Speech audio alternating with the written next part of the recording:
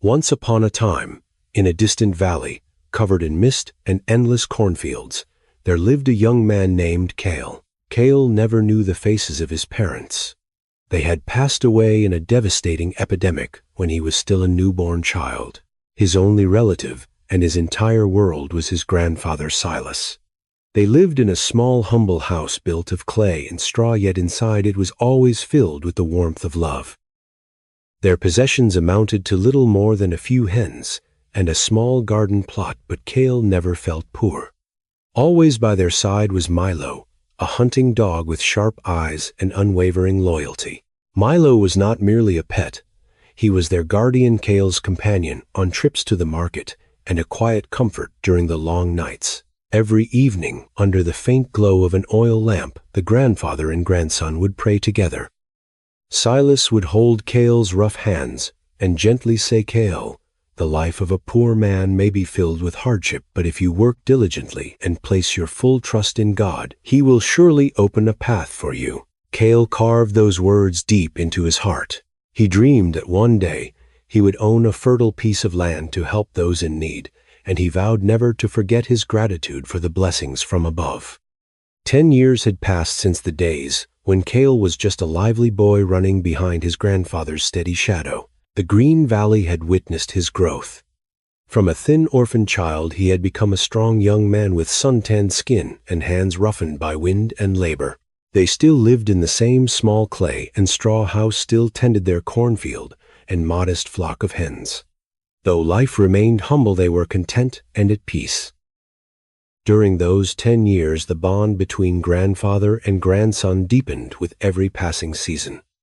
With each harvest, Cale learned new lessons in patience and perseverance from Silas. Milo had grown older, as well, becoming a seasoned guardian, always standing watch beside Cale at the market or during long nights guarding the chicken coop. Yet time spares no one. Silas' hair had turned white as snow, and his steps had begun to slow. One autumn afternoon, as the corn leaves withered in the fields, Silas suddenly fell gravely ill. The hands that once gripped the plow so firmly now trembled, and his voice grew so faint that Cale had to lean close just to hear him. Seeing his beloved grandfather too weak to walk, Cale painfully lifted him onto his back and carried him home. Milo followed quietly beside them, his eyes heavy with sorrow, as though sensing that a farewell was near. Cale spent many sleepless nights praying for his grandfather's recovery, but Silas grew weaker with each passing day. One quiet evening, as the last glow of sunset faded, Silas clasped Cale's hand and used his remaining strength to repeat his most important teaching. "Cale, my grandson, never lose your faith. When a person loses everything but still keeps faith, that person in truth still possesses everything."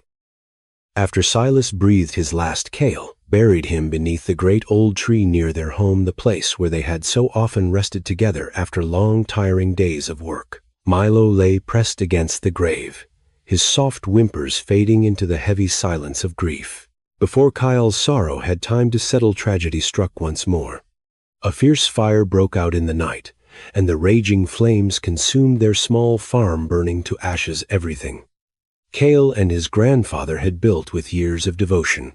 Standing before the remains of the clay house, Cale fell to his knees, crying out in anguish, "Why have you taken everything from me?" At that very moment, Milo stepped forward and gently licked Cale's trembling hands. That small gesture from his loyal companion awakened something within him. Cale realized that although his home and possessions were gone, he was not completely alone. He still had his life, Milo, and above all, the faith his grandfather had passed on to him. Cale made the decision to leave the land filled with painful memories and seek a new future. Standing before his grandfather's grave, he promised that one day he would return to restore their family's legacy. With a small bag and a wooden staff, Cale and Milo began their uncertain journey, venturing into distant lands in search of a new path for his life. Cale and Milo set out with nothing but a small cloth bag and a wooden staff. They traveled through unfamiliar lands, slept beneath forest canopies, drank from mountain springs, and shared pieces of dry, hardened bread. After many days of wandering, they arrived at a small village at the foot of the mountains. However, Cale's poverty caused the villagers to keep their distance. No one wished to help a ragged stranger. At last Cale found an old abandoned house, standing at the edge of the village pressed against the forest. Though in ruins, it was still a shelter. That night he prayed once more. Thank you for even though I have nothing left, I still have life and this loyal companion.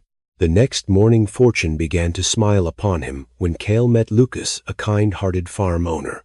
Lucas took Cale in as a worker, paying him with food and a small amount of money. When the villagers asked where Cale was staying, he answered honestly. They stared at him in horror. You're crazy. That house is cursed. They say a cinnamon-shadowed spirit guards a hidden treasure there and will punish anyone who dares to trespass. Cale simply smiled gently and replied, I don't need treasure.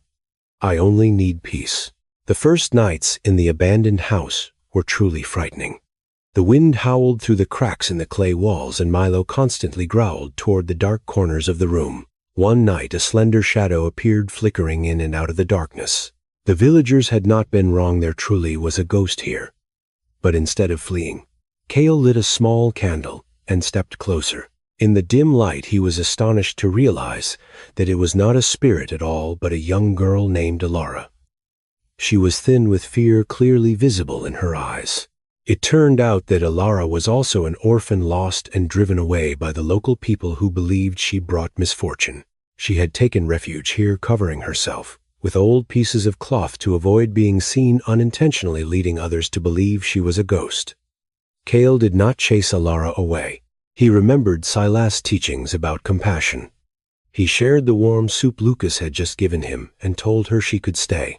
Milo, who was usually fierce towards strangers, wagged his tail joyfully as if welcoming Alara into their small family. In the weeks that followed, Cale and Alara cleaned the house together.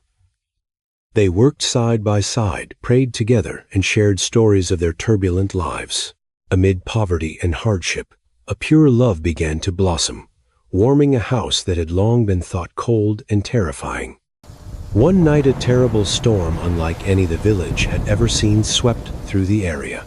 The wind roared and rain poured relentlessly onto the roof of their crumbling house. Cale, Alara, and Milo huddled close together in the smallest corner of the house to escape the downpour.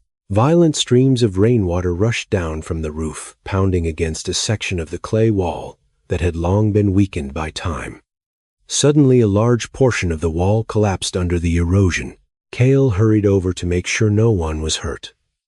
In the blinding flashes of lightning, he saw something shimmering revealed behind the clay that had just been washed away.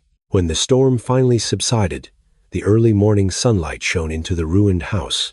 Cale and Alara dug through the mud and debris and uncovered an ancient rusted iron chest. When the lid sprang open, they could hardly believe their eyes. Inside were countless old gold coins and precious pieces of jewelry. It turned out that the house had once belonged to a wealthy family that had long since disappeared, and the treasure had been carefully hidden within the clay walls to protect it from thieves. Time and rumors had turned the place into one believed to be cursed, but in truth, it had simply been waiting for someone with a pure heart to find it. Cale knelt down, tears streaming from his eyes. Thank you, God. You truly did not abandon me. He did not use the treasure for himself alone. Cale and Alara returned to the old valley and rebuilt Silas' home with solid stone and brick. He purchased more land, created work for the poor in the region, and built a school for orphan children like he and Alara once were. Milo was now old, yet he still lay in the sunlight on the porch of the new house, a place always filled with the laughter of children. Cale and Alara lived happily together, never forgetting the days of hardship they had endured. From then on, the villagers often retold the story of the young man who turned a cursed house into a home of love. They came to understand a simple yet profound truth: God always blesses the humble, and true treasure comes only to those who never lose their faith even when they seem to have lost everything.